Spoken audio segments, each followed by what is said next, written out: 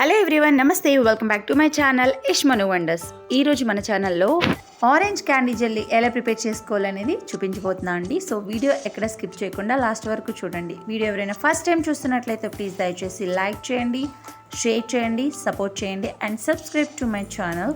మన ఇంట్లో ఉండే మెయిన్ 3 ఇంగ్రీడియంట్స్తో చాలా డెలిషియస్ రెసిపీ అయితే మనం ప్రిపేర్ చేసుకోవచ్చు అండి.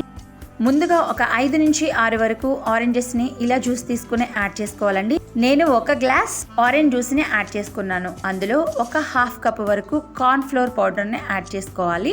ఇలా ఒకసారి అంతా మిక్స్ చేసుకోవాలండి, ఎక్కడ ఉండలేకుండా. అందులో 1 కప్ వరకు షుగర్ని యాడ్ చేయాలి.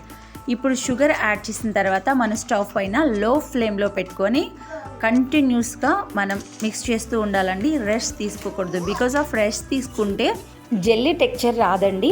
అందుకని రెస్ట్ తీసుకోకుండా కంటిన్యూస్గా కూడా మిక్స్ చేసుకుంటూ ఉండాలి. ఇప్పుడు ఇందులో చిటికెడంత నిమ్మ ఉప్పు యాడ్ చేయండి, లెమన్ సాల్ట్. మనం చేస్తున్న ఈ రెసిపీ చాలా అంటే చాలా ఈజీ ప్రాసెస్. తక్కువ ఇంగ్రీడియంట్స్తో చాలా మంచి డెలిషియస్ రెసిపీ అని చెప్పొచ్చు అండి. ఇప్పుడు ఇందులో కొద్దిగా బటర్ యాడ్ చేసుకోవాలి. 1 టేబుల్ స్పూన్ వేస్తే సరిపోతుంది. బటర్ యాడ్ చేసిన తర్వాత ఒకసారి అంతా మిక్స్ చేసుకోవాలి. మనం చాలా ఓపికగా ఈ రెసిపీని చేసుకుంటే అవుట్పుట్ అనేది మనకు అంత పర్ఫెక్ట్గా వస్తుంది. చూడండి, జెల్లీ అనేది మనకి దగ్గర పడుతుంది. ఒకసారి బాగా మిక్స్ చేయాలండి. ఈ బటర్ వేసాం కదా, సో బటర్ అంతా కూడా మెల్ట్ అయ్యేటట్టు మిక్స్ చేయాలి. చూడండి, రెసిపీ అనేది పర్ఫెక్ట్గా కుక్ అయిపోయింది.